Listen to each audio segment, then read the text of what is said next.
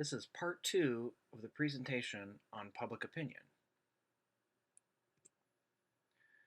Today we will cover the meaningfulness of public opinion, the context of public opinion, and the effects of background on public opinion. Even though many individuals have inconsistent views and are politically ignorant, public opinion continues to play a crucial and effective part in American politics because a variety of formal and informal institutions give it shape and force. Public opinion is meaningful because it consists of many opinions. Aggregate public opinion is the sum of all individual opinions. Aggregate public opinion is generally stable and coherent. Public opinion polls show stability in trends over decades. As you can see in Figure 10-2, public opinion on healthcare spending has been generally consistent.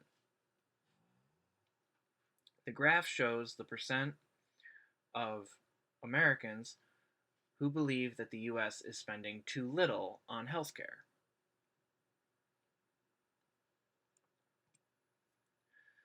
The public has also steadily become more accepting of minority presidential candidates, which can be seen in Figure 10-3.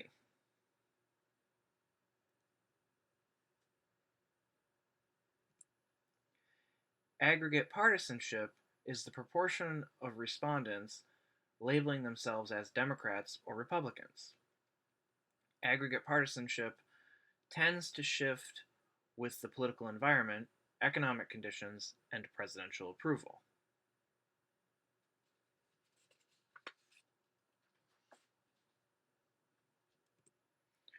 When aggregate public opinion changes, it can often be traced back to real-world events.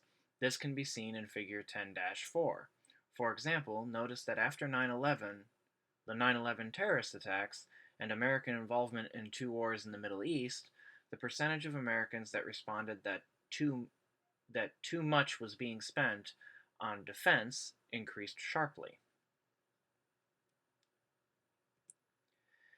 Aggregate public opinion remains stable because survey responses added together leads to a canceling out of measurement error.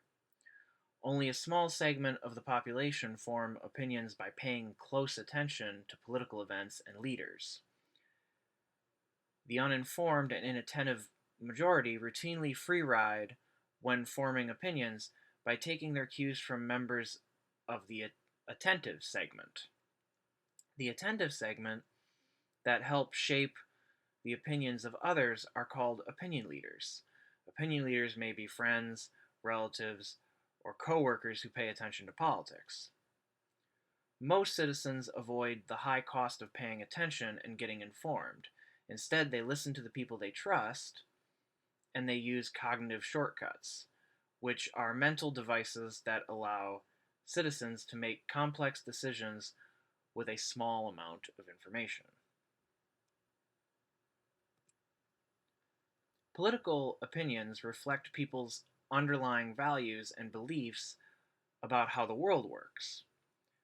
Americans do have consensus on broad political issues, but they disagree on many things. Consensus makes politics possible, and disagreement makes it necessary. We have consensus on the system. Americans overwhelmingly support the institutional underpinnings of democracy, which include the right to vote, freedom of speech, the right to due process, and equal treatment of the courts, among other things. A large majority of Americans favor a capitalist economy, where businesses are privately owned, free markets allocate goods, people choose their occupations, and incomes depend on market values of services. However, consensus breaks down when it comes to the practical applications of these abstract values. For example, a poll in 1940 asked Americans if they believed in freedom of speech. 97% said yes. The same poll asked Americans if they believed that fascists and communists should be allowed to hold meetings and express their views in the community. 76% said no. Finally, the values of capitalism and democracy are not always compatible. Democracy favors equality and majority rule, while capitalism favors liberty instead of equality and distributes wealth unequally.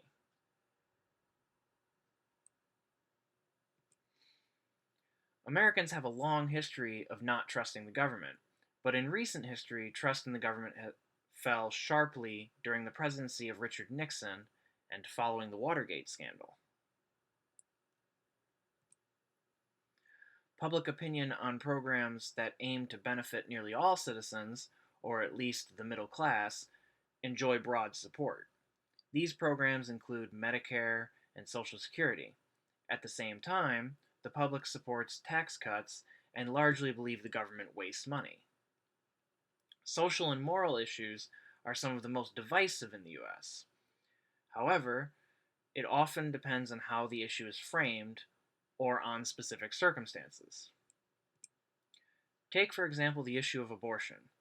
Most consider themselves either pro choice or pro life. However, the issue is more nuanced than that.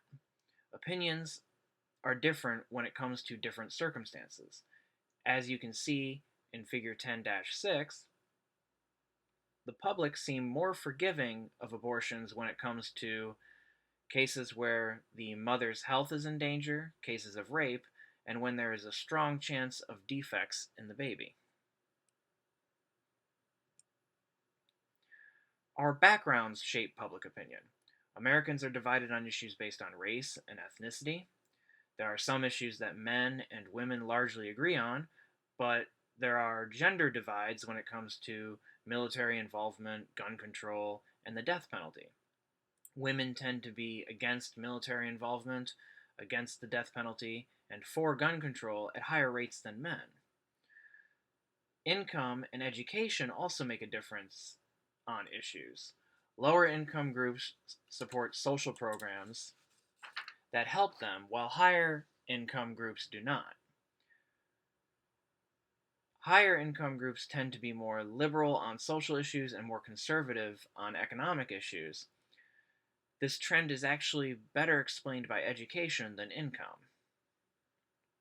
Unsurprisingly, religious beliefs also shape our values and, in turn, our political opinions.